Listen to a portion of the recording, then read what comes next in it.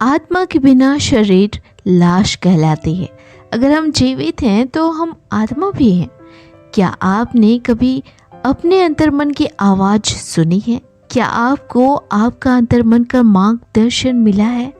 अलौकिक शक्ति की चमत्कार पुस्तक में, जिसको डॉक्टर जोसेफ मर्फी के द्वारा लिखा गया है, यह जिक्र किया गया है कि जब आपकी प्रेरणा सही होती है और सभी इंसानों के प्रति प्रेम तथा सद्भाव पर आधारित होती है, तथा जब आपका मन आत्म निंदा व आत्म आलोचना से मुक्त होता है और आपके मन में किसी तरह से किसी व्यक्ति से फ़ायदा उठाने की जरा भी इच्छा नहीं होती है, तो धीरे धीरे आप अंतर्ज्ञानी भावना को पहचानने में सक्षम होने लगते हैं, जो आपके सवाल का सही जवाब देती है।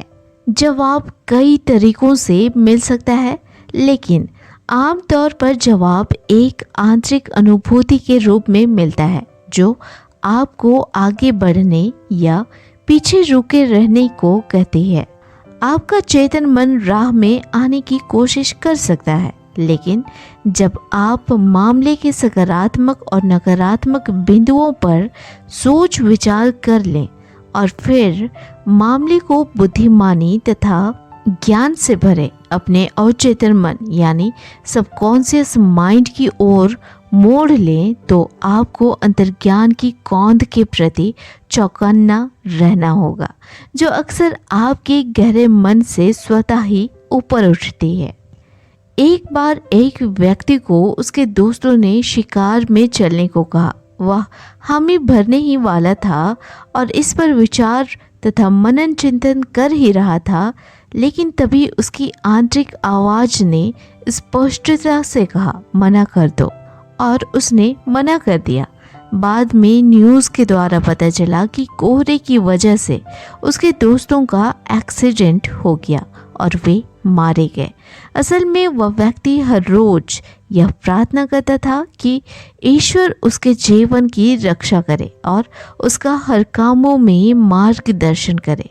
उसका ये प्रार्थना, जो वह विश्वास के साथ रोज दोहराया करता था, उसके गहरे मन यानी सबकॉन्शियस माइंड में छाप छोड़ गया था।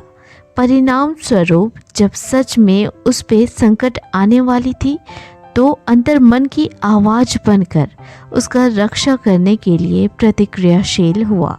अब आप समझ गए हैं कि आप आकर्षण के नियम के द्वारा किसी चीज़ पर फोकस करके आकर्षित कर भी सकते हैं और उसी ऑर्डर में सच्ची और सकारात्मक विचार वाली प्रार्थना द्वारा बार बार दोहराव करके अपने और अपने परिवार की सुरक्षा की प्रार्थना को सबकॉन्शियस माइंड में पहुंचा के अपने मन, अपने सबकॉन्शियस माइंड से मार्गदर्शन के लिए एक्टिव भी कर सकते हैं।